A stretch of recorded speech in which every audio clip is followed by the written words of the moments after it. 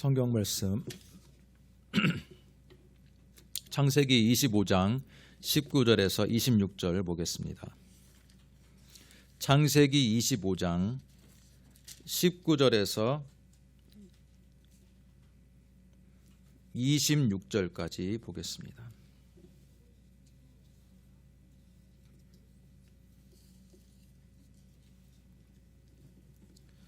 창세기 25장 19절에서 26절까지 저와 여러분이 한 목소리로 읽겠습니다.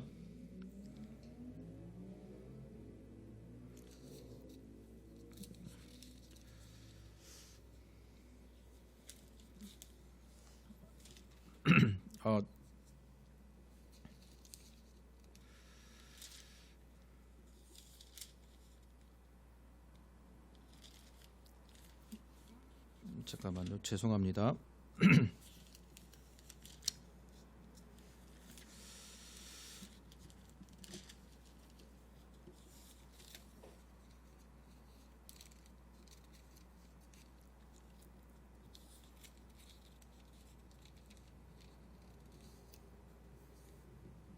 같이 읽습니다. 아브라함의 아들 이삭의 족보는 이러하니라. 아브라함이 이삭을 낳았고 이삭은 40세에 리브가를 맞이하여 아내를 삼았으니 리브가는 밧단 아람의 아람 족속 중 부두엘의 딸이요 아람 족속 중 라반의 누이였더라. 이삭이 그의 아내가 임신하지 못하므로 그를 위하여 여호와께 간구하며 여호와께서 그의 간구를 들으셨으므로 그의 아내 리브가가 임신하였더니 그 아들들이 그의 태 속에서 서로 싸우는지라. 그가 이르되 이럴 경우에는 내가 어찌할꼬 하고 가서 여호와께 묻자온대 여호와께서 그에게 이르시되 두 국민이 내 태중에 있구나. 두 민족이 내 복중에서부터 나누이리라.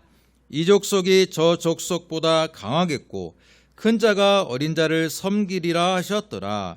그 해산 기한이 찬즉 대쌍둥이가 있었는데 먼저 나온 자는 붉고 전신이 털옷 같아서 이름을 에서라 하였고 후에 나온 아우는 손으로 에서의 발꿈치를 잡았으므로 그 이름을 야곱이라 하였으며 리브가가 그들을 낳을 때 이삭이 60세였더라.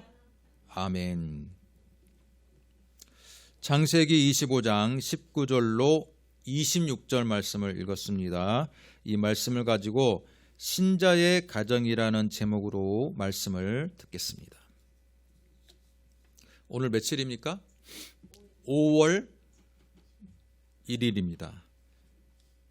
5월 1일 주일을 맞이해서 가정의 달 말씀을 준비했습니다.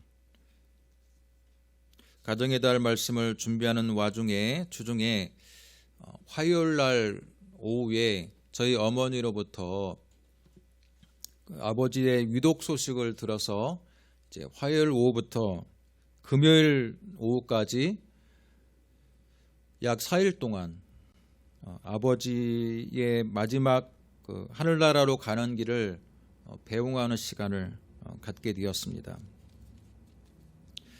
제가 설교 시간에 될 수 있으면 간증을 많이 안 하는데 가정의 날 주일이고 또한 제 가정에 있었던 중요한 일이기에 여러분과 또 여러분께서 조문을 와 주시고 또한 저희 아버지의 모습을 생전에 저희 아버지께서 저희 교회에 함께 예배드리셨던 그 경험을 함께 공유하고 있기 때문에 제가 여러분과 함께 잠깐의 간증을 나누고자 합니다.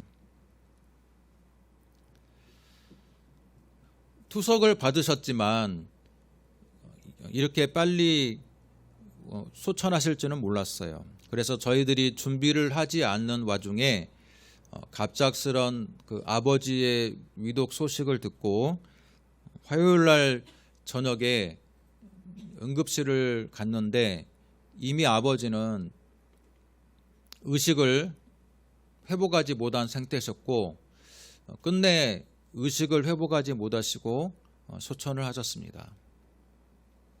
투석을 받은 직후에 조금 더 안정의 시간을 갖고 집으로 귀가를 하셨어야 되는데 바로 차를 타기 위해서 병원 밖을 나가시던 중에 또 갑자기 화장실을 한번 우리 아버지께서 또 가시게 됐는데 그 화장실에서 이제 쓰러지셨는데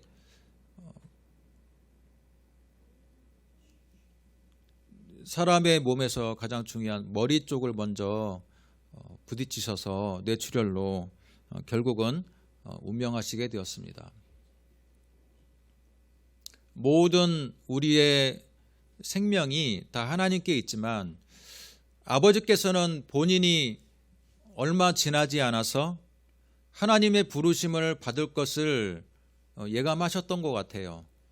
본인의 통장의 돈을 모두 다 빼어서 다 장례 치를 비용으로 예비하고 계셨고 뿐만 아니라 최근에는 본인의 영정사진, 젊었을 때 가장 젊고 가장 아름다웠던 시절의 그 사진을 영정사진으로 준비하셨고 뿐만 아니라 본인이 또한 이제 소천할 것을 대비해서 자신의 모든 신변을 정리하셨던 소식을 어머니 통해서 저는 들었습니다. 의식은 회복하지 못했지만 제가 응급실에서 하루 날밤을 새면서 아버지 손을 붙들었을 때 그 아버지의 그 따뜻한 그 손의 온기는 점점 체온이 내려가면서 식어갔지만 제 평생 이제 잊지 못할 기억으로 남을 것 같습니다. 저희 부모님의 가정은 두 분 다 예수를 믿는 가정이 아니었어요. 예수를 믿는 가정에서 태어나지 않았고 저희 어머니는 약 30세 정도에 저 때문에 예수를 믿게 되었어요. 여러분도 아시다시피 제가 피부가 안 좋기 때문에 태어나면서부터 불치의 병과 같은 이 피부의 그 병을 저희 어머니가 무척이나 안타까워했습니다. 그런데 어떤 분이 그러시는 거예요. 교회를 다니게 되면 아들의 병을 고칠 수 있다. 그렇다면 내가 교회를 못 갈 이유가 전혀 없다 하면서 어머니는 바로 교회에 등록하시고 신앙생활을 하셨습니다. 몇 년이 지나지 않아서 아버지 역시 내가 몇 년 후에 교회를 다니겠다. 계속 어머니가 권유를 했지만 몇 년을 좀 여유를 달라. 그 몇 년을 지나서 아버지께서도 바로 교회에 등록하시고 그 이후에 평생 하나님과 동행하는 가정이 되었습니다. 아버지가 교회를 다니시면서 우리 모두 다 예수를 잘 믿는 가정이 되었지만 저희 아버지의 친척들과 저희 어머니의 친척들은 아직도 예수를 믿는 사람이 거의 없어요. 그렇기 때문에 아버지가 예수 믿는 것이 그렇게 못마땅한 거예요. 저희 아버지가 장남이셨기 때문에 전남 화순으로 내려가서 이제 명절이 되어서 제사를 드리려고 고모들과 작은아버지가 제사상을 차려놨으면 저희 아버지가 장자의 권한으로 먼저 가서 저희 가정과 할머니가 추도 예배를 드린 거예요. 그 모습이 고모들과 작은아버지의 눈엔 어떻겠습니까? 아주 못마땅한 거예요. 본인들이 다 정성스럽게 제사상을 차렸는데 본인들이 먼저 조상들에게 절하기 전에 먼저 와가지고 우리의 가족이 추도 예배를 드리는 거예요. 그것이 불씨가 되어서 할머니가 소천하셨을 때 집안에 아주 큰 불화가 있어서 지금까지 연락하지 않는 관계가 되었어요. 이번에 저희 어머니 가족 친지들도 광주에서 또한 서울에서 많이 방문해 주셨는데 저희들을 바라보는 눈빛이 그리 호의적이진 않았어요. 너 아직도 목회하냐? 아직도 개척 목회하니? 아직도 교회는 어떠니? 그렇게 물어는 보고 있지만 실제로 그들의 마음속에는요 아직도 목회하고 있는 것이 무척이나 반갑지 않은 표정이었어요. 저희 어머니는 대대로 유교의 집안이었고 1년에 50번씩 제사를 드리는 집안이었어요. 모든 것이 다 유교적인 풍습과 유교적인 교육이 몸에 밴 분들이었어요. 그런 집안에 저희 어머니가 독실하게 예수를 믿고 또한 어머니의 아들이 신학을 하고 목회의 길을 걷다 보니 그게 결코 못마땅한 일이었던 것 같아요. 이처럼 가정적인 여건에서 눈치를 볼 만한 환경임에도 불구하고 저희 어머니와 아버지는 예수님을 꿋꿋하게 믿으셨고 오히려 더 신실하게 예수님을 믿으셔서 가는 말년이 너무나도 아름다웠습니다. 여러분, 사단이 이 세상을 무엇으로 지배합니까? 사단은 무기가 있어요. 사람의 마음속에 있는 죄를 계속해서 죄와 인간적인 여러 욕망들을 자극해서 죄를 짓게 만듦으로써 자신들의 세력을 확장해 가는 거예요. 죄가 없는 곳에서는 사단이 힘을 발휘하지 못해요. 그런데 사단의 세력이 특히 맹인을 떨치는 곳이 있습니다. 그곳이 어디입니까? 죄의 결과 죽음에 이르르는 죽음이 있는 곳이에요. 특히 장례식장은 죽음의 세력이 강하게 역사하는 곳이에요. 여러분 혹시 그런 경험이 있는지 모르겠는데 어떤 일로 여러분이 장례식장을 방문하고 난 이후에 두통이 나거나 여러 가지 심적으로나 육적으로나 굉장히 영향을 받는 일이 있었을 거예요. 저도 개인적으로 그런 일이 꽤나 많았어요. 그건 당연한 거예요. 왜?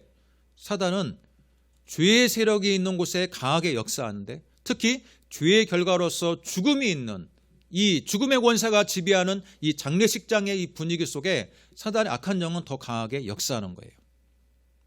그런데 이번에 저는 개인적으로 너무 감사한 것이 저희 아버지가 하늘나라를 가시기 직전에 마지막 했던 그 말이 바로 하늘 가는 밝은 길이. 저희 어머니가 아버지가 계속 소리를 지르시는데 그 소리가 명확하지 않아서 무슨 소리를 저렇게 지르시나 했더라는 거예요. 그런데 자세히 들어보니까 그 소리가 그냥 고함을 지른 소리가 아니라 뭔가가 곡조가 귀에 들어왔다는 거예요. 그런데 그 곡조가 바로 하늘 가는 밝은 길이.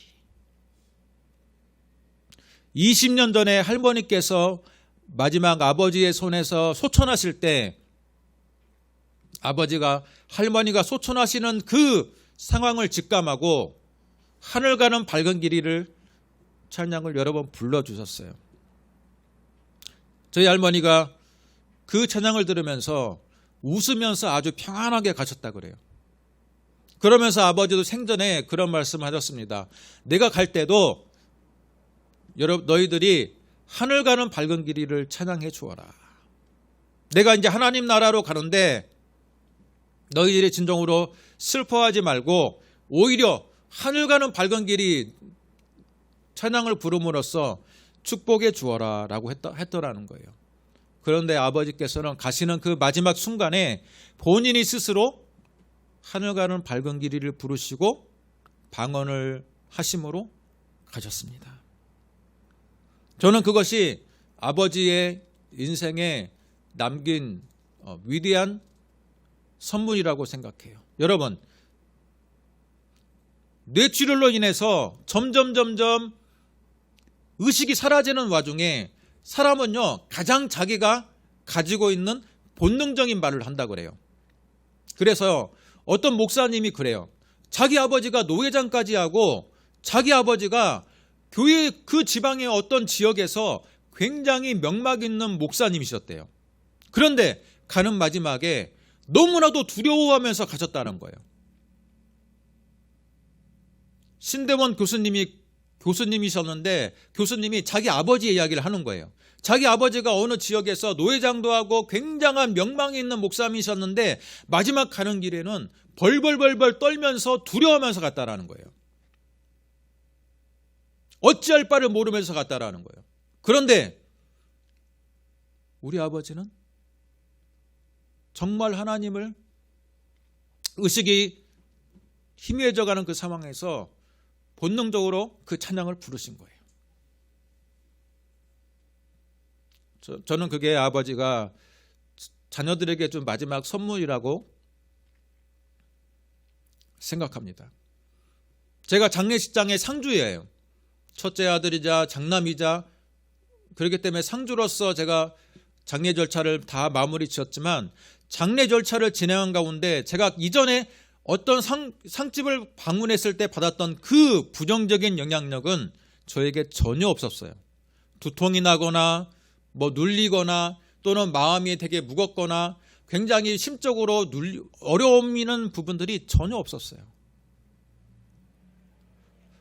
어머니가 다니시는 저희 아버지가 다니셨던 교회에 그 부목사님이 와서 예배를 인도하기 전에 제가 먼저 인도를 했습니다. 우리 가족들을 다 모아놓고 찬양을 불렀어요. 그런데 그 찬양을 부름 속에 그 진정으로 하나님이 주시는 평안이 임했던 것 같아요. 그 이후부터는 그 장례식장에 그 영적으로 굉장히 힘들 수 있는 그런 환경임에도 불구하고 모든 것들이 다 평안했습니다. 육체적으로만 잠을 좀 며칠 못 자서 피곤했을 뿐이지 정신적으로 제가 어떤 스트레스를 받거나 어디 크게 두통이 나거나 눌리거나 하는 게 전혀 없었어요. 이 또한 저희 아버지가 하나님을 신실하게 믿으셨기 때문에 진정으로 하나님의 영이 그 아버지의 장례식장 가운데 임하셔서 우리와 함께 하시고 보호하셨기에 나타난 결과라고 믿습니다. 저희 아버지 자랑을 제가 너무 많이 했는데 실제로는 저희 아버지는 인간적으로는 참 부족한 분이셨어요. 집안이 가난해서 초등학교밖에 나오지 않았고 15살에 돈을 벌기 위해서 서울로 올라왔어요. 그러니 집안에 얼마나 장남이었지만 무슨 얼마나 예절 교육을 받았고 또 얼마나 그러셨겠습니까? 그렇기 때문에 저희한테도 어쩔 때는 감정적으로 대할 때도 많았고 또 저희한테도 크게 신경 쓰지 않고 본인 몸만 생각하는 좀 이기적인 면도 참 많았던 분이 있었어요. 그러나 저희 아버지의 83세 평생 중에 인간적으로 여러 가지 흠이 많았고 저희 어머니도 제대로 따스하게 보듬어주지 못하는 좀 냉정한 아버지셨어요. 그러나 제가 장례식장에서 첫 예배를 인도하면서 제가 설교를 했는데 그때 제가 했던 이야기는 뭐냐면 83세의 인생 가운데 우리 아버지 흠이 참 많아요. 그렇지만 하나님께서 분명히 우리 아버지가 가장 인생 중에서 기뻐했던 장면을 내가 기억한다라고 했어요. 그건 뭐냐면 1980년대 중반 군산 해망동교회 주일학교 부장집사를 하시면서 많은 아이들을 차량 운전을 해주고 많은 아이들과 함께 아이처럼 기뻐했던 그 모습을 저는 아버지 인생 가운데 가장 행복했던 순간으로 저는 기억해요. 항상 기뻐했고 아이들을 보면 진짜 아이처럼 좋아하셨어요. 저는 하나님께서 우리 아버지의 여러 가지 인간적인 흠이 있지만 그 중에서도 하나님은 정말 주일학교 아이들을 어린아이처럼 섬기던 그 모습을 가장 기뻐하시고 그분의 인생을 봐주셨다고 생각해요.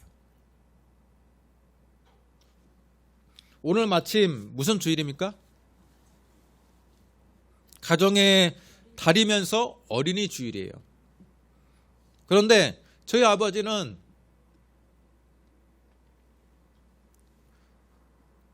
아이들을 너무 좋아하셨어요. 그리고 아이들과 같은 삶을 사셨어요.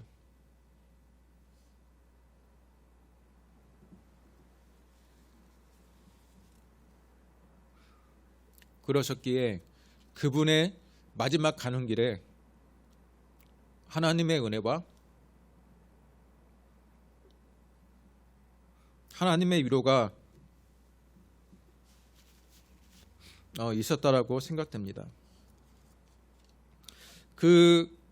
그러기에 모든 장례 절차가 아버지께서 갑작스럽게 소천하셨기에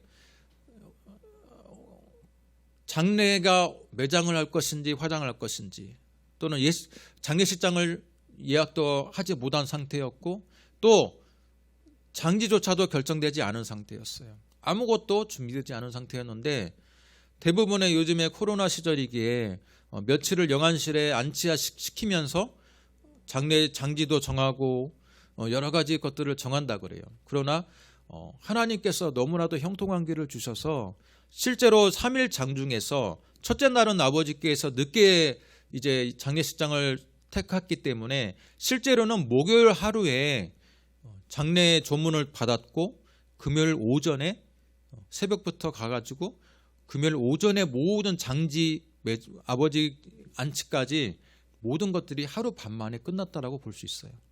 하나님께서 모든 것 가운데 그 평안한 영으로 함께 하셨고 모든 과정들을 다 일사천리로 준비해 주셨기에 저희들도 은혜롭게 마무리 지을 수 있었습니다. 이제는 이제 이 땅에서는 볼 수 없지만 분명히 하나님과 함께 즐거워하시면서 우리들의 삶을 위해서 기도하실 줄로 믿습니다. 여러분,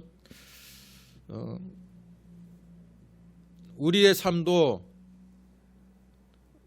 정해져 있다라는 것, 우리의 생명도 하나님의 부름을 받을 때가 있다라는 것을 기억하고 우리 역시 마지막의 때를 준비하면서 하나님 앞에서 더욱더 선한 삶, 하나님께 충성된 삶을 우리는 다짐하면서 살아야겠다는 생각을 이번에 하게 되었습니다. 자, 오늘 말씀을 보도록 하겠습니다.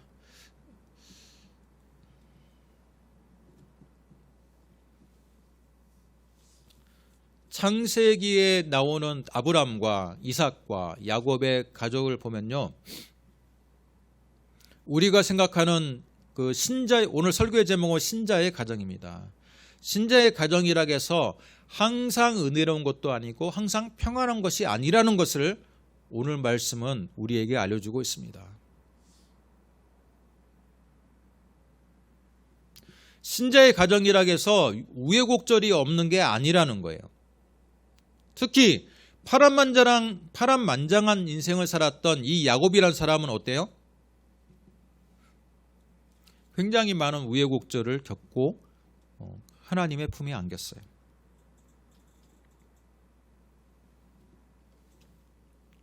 먼저 그의 조상 아브라함의 가정을 한번 돌아봅시다. 75세까지 하나님을 알지 못했던 아브라함. 하나님께서 75세였던 아브라함에게 나타나셔서 내가 지시할 땅으로 가라.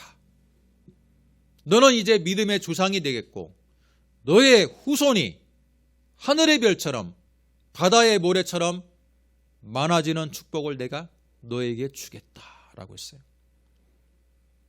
하나님의 갑작스러운 나타나심에 아브라함은 거여갈 엄두도 못 내고 75세가 되었지만 그럼에도 불구하고 낯선 이방의 땅으로 그의 가족들을 데리고 떠났습니다.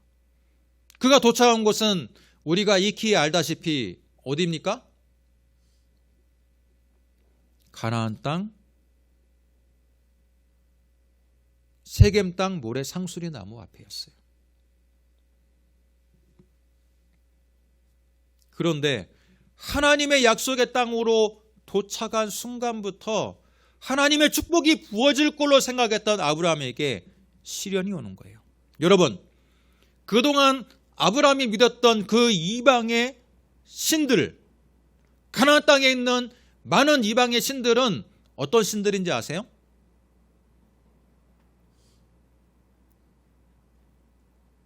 여러 가지 부정적인 것들, 여러 가지 어려운 것들을 다 지혜주고 축복만 약속해주는 신이에요. 모든 것도 농사도 잘 돼가지고 여러분 바알과 아세라신은 뭐냐면요. 한마디로 남신과 여신인데 남신과 여신의 이 결합으로 인해서 생명이 탄생한다는 풍요의 신이에요. 풍요를 보장해 주는 신이에요.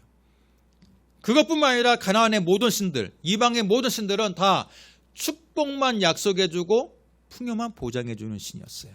아브라함은 자기가 믿었던 그 과거의 이방 신들처럼 자기가 신의 소명을 받았지만 여호와라는 신의 소명을 받았지만 그가 가는 그 땅에서도 분명히 자기가 믿었던 과거의 신들처럼 당연히 이 신의 말에 순종하면 축복이 임할 줄로 알았어요. 그런데 어떻습니까? 가나안 땅에 들어와서 약속의 땅에 들어왔기 때문에 여호와 하나님께서 약속하셨던 하늘의 별처럼 바다의 모래처럼 자녀가 번성해지는 축복이 있을 줄 알았고 내가 믿음의 조상이 되고 내가 정말로 모든 집안이 잘 되는 축복이 있을 줄 알았는데 가나안 땅에 들어오자마자 그 땅에 기근이 일어나는 거예요. 먹을 게 없어요. 그래서 성경은 뭐라고 하는지 아십니까? 성경은 바로 가나안 땅에 들어가자마자 여러분 창세기 12장을 보겠습니다.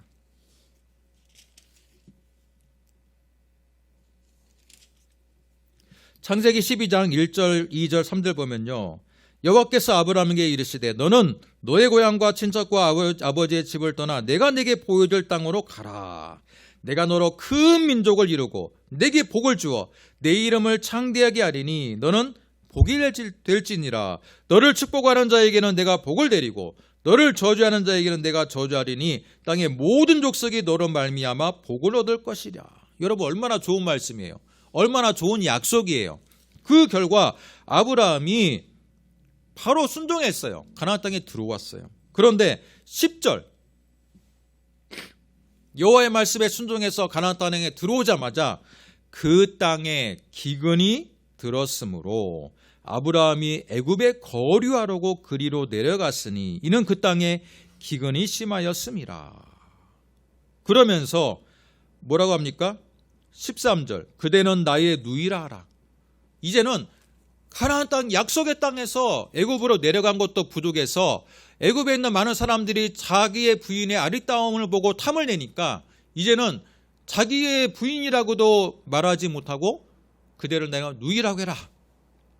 그렇게 속이면서 죄로 늪으로 점점 빠져가는 모습을 보게 되는 거예요. 아브라함이 지금까지 알고 있던 신과는 전혀 다른 여호와 하나님의 방법이 시작이 된 거예요.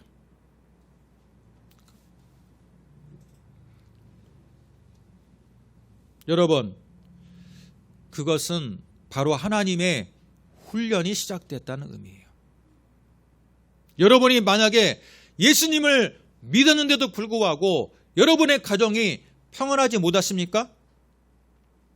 여러분이 예수님을 믿기 시작했음에도 불구하고 예수님을 믿으면 내가 지금까지 받아왔던 고난과 여러 가지 어려움과 여러 가지에 받는 그 부정적인 것들이 다 사라질 줄로 알았는데 그럼에도 불구하고 예수님의 그 품 안에 들어왔음에도 불구하고 아직도 여러분이 해결되지 못하는 어려움과 아픔이 있습니까? 그것은 바로 여러분을 사랑하시는 하나님이시기에 더욱더 여러분을 신자다운 모습으로 훈련시키는 하나님의 사랑의 채찍질이라는 것을 기억하시기 바랍니다. 아브라함이 하나님의 약속의 땅에 들어왔지만 아브라함은 아직도 하나님의 신실한 자녀가 되기에는 너무나도 부족했어요. 과거에 이방신을 섬기던 예습관들을 다 버려야겠어요. 버리기 위해서는 하나님이 환경적인 또는 개인적인 여러 어려움을 통해 하나님만을 철저하게 바라보게 만드는 훈련을 시키는 겁니다. 여러분의 마음속에도 하나님을 붙들고 내 가정이 하나님을 붙들고 있음에도 불구하고 아직도 해결되지 않은 문제가 있다면 여러분, 이 창세기에 나오는 아브라함을 보세요. 오늘 우리가 주시는 이 말씀, 창세기 25장 야곱을 보세요. 여러분,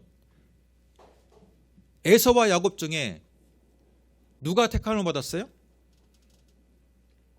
23절의 말씀을 우리가 보면요, 여호와께서 그에게 이르시되 두 국민이 내 태중에 있구나. 두 민족이 내 복중에서부터 나누이리라. 이 족속이 저 족속보다 강하겠고 큰 자가 어린 자를 섬기리라 하셨더라. 여러분, 이건 여호와 하나님께서 아브라함과 그의 아내 사라에게 주는 약속이에요. 이미 아브라함의 가정은요, 이 쌍둥이 자녀가 태어나기 전부터 하나님의 택함을 받은 자와 택함을 받지 못한 자가 복중에 있다라는 것을 이미 하나님의 말씀을 통해 알았어요.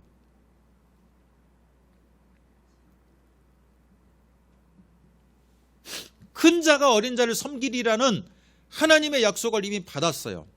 그런데 여러분, 태어나 보니까 어때요? 큰 자가 누굽니까?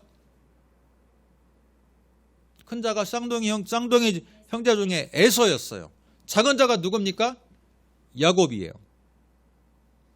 여러분, 하나님의 약속은 분명히 큰 자가 어린 자를 섬기겠다라고 했는데 현실은요, 전혀 달라지지 않았어요. 오늘 우리가 읽은 말씀을 보면요, 27절 그 이유를 보세요. 그 아이들이 장성하며 에서는 익숙한 사냥꾼이었으므로 들사람이 되었고 야곱은 조용한 사람이었으므로 장막에 거주하니 라고 됐어요. 우리가 볼 때는 이게 자연스러운 구절이지만 여러분, 이 야곱과 에서가 살고 있던 고대 이스라엘의 문화를 여러분이 기억한다면 이 말씀은요, 굉장한 우리하고는 전혀 다른 뉘앙스가 있어요. 들사람이 되었다는 건 뭐예요? 들사람이 되었다는 것은 전사가 되었다는 거예요. 용맹한 사람이 되었다는 거예요. 용맹한 사람, 자기 가정을 지킬 수 있을 정도로 용맹한 들사람이 누가 되었다고요? 에서가 되었어요. 그런데 야곱은 어떤 사람이었습니까? 27절, 야곱은 어떤 사람이었어요? 성경을 조용한 사람, 장막에 거주했다는 건 뭐냐면 텐트 안에 거주했다는 거예요. 집 안에 거주했다는 거예요.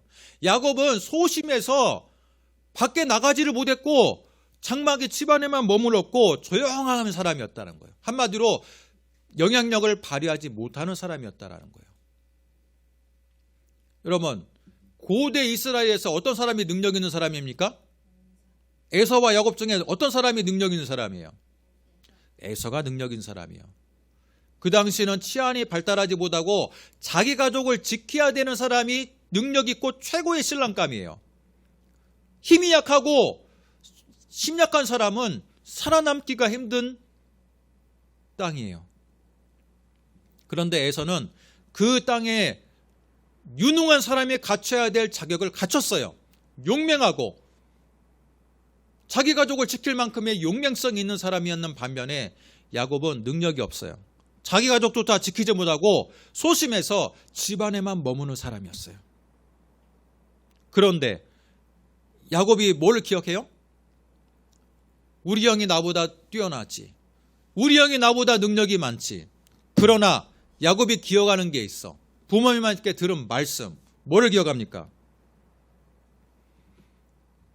여호와 하나님께서 약속했다. 분명히 어머니와 함께 장막 안에 거주했기 때문에 야곱은 분명히 어머니로부터 들은 하나님의 말씀을 기억했을 거예요. 이 족속이 저 족속보다 강하겠고 큰 자가 어린 자를 섬기리라. 너희 형이 강하더라도 여호와께서는 분명히 말씀했어. 네가 더 큰 자가 될 거다라는 약속을 야곱은 듣고 자랐을 거예요.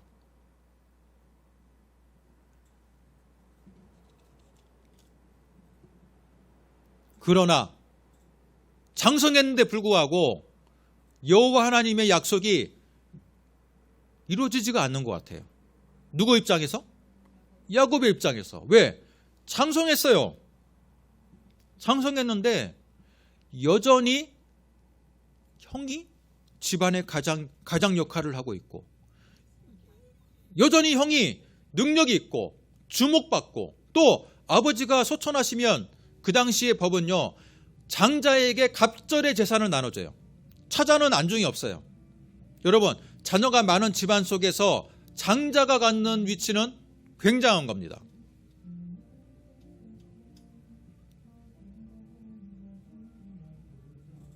꺼주세요.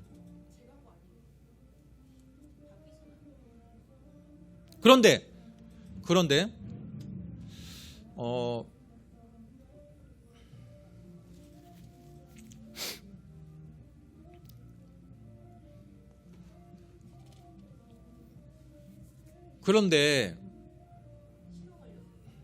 네네, 신경 쓰지 맙시다. 자, 그런데 분명히 여호와의 말씀은 형보다 내가 더 머리가 되고 하나님의 유산을 상속받을 것이라는 약속은 받았지만 현실은 바뀌지가 않아요. 여전히 형이 유능하고 아버지의 재산을 갑절로 물려받을 계획이 그대로 진행될 계획이에요. 그 상황에서 야곱이 한 방법은 뭘까요? 여러분 같았으면 어떻게 할 것 같아요? 우리 서빈이 같았으면 어떻게 할 것 같아요? 여호와의 약속은 분명히 내가 형보다 더 뛰어나고 하나님의 유산을 많이 물려받을 것이라고 약속은 받았는데, 아버지가 연로해서 이제 얼마 못 샀을 것 같은데, 그럼에도 불구하고 형이 주목받고 능력 있고 나는 여전히 무능하고 집안에 있는 사람이야. 그랬을 때 다만 딱 한 가지 내가 형보다 좋은 것은 내가 형보다는 머리가 좋아. 그러면 어떻게 합니까? 어떻게 해야 돼요?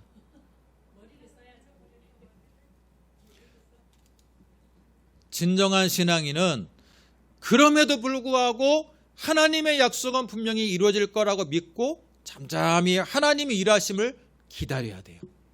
그러나 너무나도 머리가 좋았던 야곱은 자신의 방법으로 하나님의 뜻을 이루려고 노력하기 시작해요. 너무나도 사냥을 오래 갔다 와서 피곤해 죽게 된 그 형의 모습을 보고 팥죽으로서 장자권을 나에게 팔아라. 그러면 내가 이 팥죽을 줌으로 인해서 형이 다시 소생할 수 있을 것이다. 딜을 시작하는 거예요. 얼마나 인간적인 방법입니까? 그래서 장자권을 얻었어요, 안 얻었어요? 에서가 그래, 장자권 너나 가져라. 빨리 팥죽이나 줘. 그래가지고 팥죽을 먹고 그 결과 장자권은 얻었어요. 그러나 여러분, 성경을 자세히 한번 읽어보세요. 장자권은 받았으나 실제 장자의 몫은 누가 챙겼습니까? 장자의 몫은 누가 챙겼어요?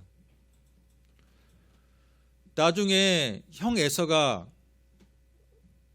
자기 동생이 자기를 속였다는 것을 알고 어떻게 해요? 죽이려고 달려드니까 야곱은 한밤중에 아무것도 없이 빈털터리로 쫓겨나게 된 거예요.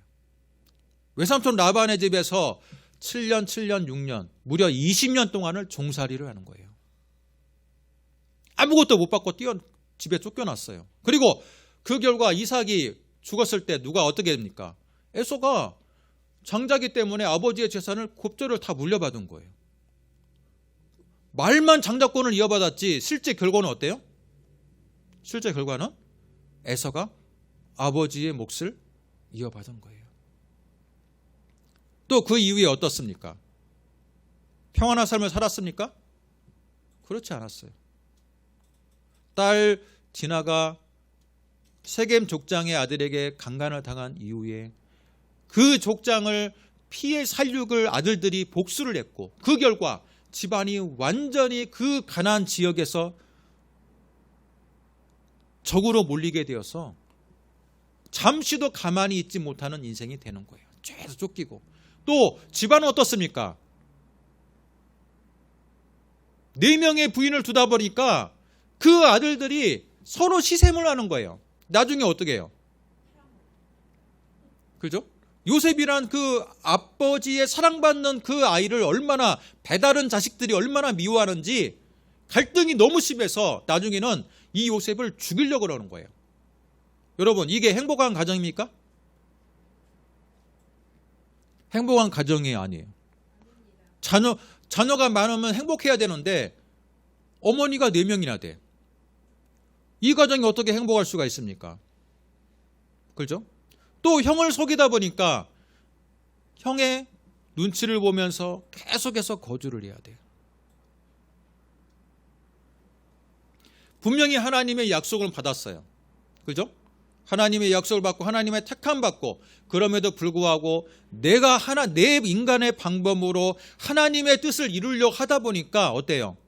하나님의 계속된 연단 가운데 있게 되었고, 그 야곱의 가정은 결코 가나안 땅에서 안식을 누리지 못하는 삶을 살게 되었습니다. 여러분, 오늘 무슨 주일이라고요? 무슨 달이라고요? 가정의 달이에요. 가정의 달. 혹시라도 여러분 가정에 내가 하나님의 은혜로운 성도의 자격으로 이 자리에 앉아 있고, 내가 하나님의 자녀라고 분명히 이야기하고 있지만 그럼에도 불구하고 하나님에게 우리가 어떤 약속을 받았어요? 여러분, 야곱만 하나님의 약속을 받았습니까? 지금 우리의 입장으로 대입을 해보세요. 우리 역시 하나님으로부터 내가 너를 이미 태초부터 너를 알았고, 내가 너를 성령으로 부어주기까지 내가 지금까지 너를 유심히 너의 인생을 지켜보았다. 너는 내 것이다. 라는 그 하나님의, 우리는 다 새 언약의 약속을 받은 백성이기에 이 자리에 앉아있는 줄로 믿습니다. 약속을 받은 우리였지만 그럼에도 불구하고 그 하나님의 나라를 내가 이루어갈 때 하나님의 이루어가심을 친히 보고 우리가 기도하며 나가기보다는 내 가정이 아직까지 왜 축복이 임하지 않지? 예수를 믿음에도 불구하고 내 가정이 왜 아직까지도 행복하지 않지? 그것에 의해서 계속해서 짓눌리고 내 방법으로 행복을 찾기 위해서 노력하면 어떻게 된다고요? 야곱과 같은 인생이 될 수 있다는 거예요. 여러분, 내려놓으시기 바랍니다. 이제 하나님께서 분명히 나를 이 자리까지 불러주셨다면 이제는 하나님께서 하실 때까지 우리가 잠잠히 기다리면서 기도하면서 기대하면서 나가야 돼요. 야곱처럼 머리가 너무 좋아서 내 방법을, 머리를 굴려서 내가 어떻게 하면 가정의 축복을 내가 스스로 내 힘으로 이루어갈지를 내 방법을 찾으면 그 순간 우리 가정은 더 평안함으로부터 멀어질 수밖에 없다라는 거예요. 아브라함이 약속의 땅에 왔음에도 불구하고 가나안 땅의 기근을 참지 못해서 하나님의 주신 약속의 땅을 떠나버렸어요. 어디로 갔습니까? 애굽으로 내려갔는데 거기서 축복을 받기는커녕 많은 사람들이 자신의 부인을 자꾸 견눈질로 쳐다보면서 노려보는 거예요. 이러다가 내가 비명 행사하겠구나라고 생각하니까 이제는 자기의 부인을 부인이라고 하지도 못하고 누이라고 하고 계속해서 거짓말하고 죄를 짓게 되는 상황에 빠지게 되는 겁니다.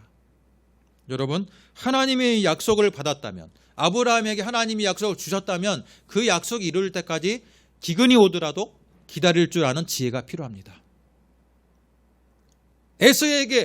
야곱에게 하나님께서 이미 약속을 주셨다면 장자권이 아직까지도 나에게 주지도 않고 하나님이 주신 약속이 이루어지지 않는 것처럼 보일지라도 내가 머리를 써서 내 방법으로 하나님의 약속을 성취하려고 하기보다는 잠잠히 기다리는 지혜가 필요합니다. 그게 바로 오늘 5월의 첫째 주 가정의 달을 맞이해서 신자의 가정이 하나님의 축복된 비결, 축복을 받는 비결이에요. 내 스스로의 노력으로 하나님의 뜻을 이루려고 하기보다는 하나님의 약속이 이루어질 때까지 우리는 신실하게 하나님을 바라보고 서 있는 것. 그것이 축복된 가정의 지름길이라는 것을 여러분 기억하시고 아브라함의 가정과 야곱의 가정을 다시 한번 오늘 말씀을 읽고 묵상하면서 여러분 한 주간 하나님의 은혜 가운데 거하시기를 주님의 이름으로 축복합니다. 기도하겠습니다. 하나님 아버지 감사합니다. 오늘 우리에게 주시는 이 말씀을 통해 진정으로 하나님의 축복된 가정이 되기 위해서 하나님의 일하심을 우리가 친히 바라보고 기대하고 나아가야 함을 우리는 말씀을 통해 발견합니다. 하지만 우리는 너무나도 성급했던 나머지 아브라함처럼 야곱처럼 내 스스로의 힘으로 하나님의 그 은혜를 쟁취하려고 하거나 내 스스로의 힘으로 내 가정을 이끌어가려고 했던 우리들의 모습이 아니었습니까?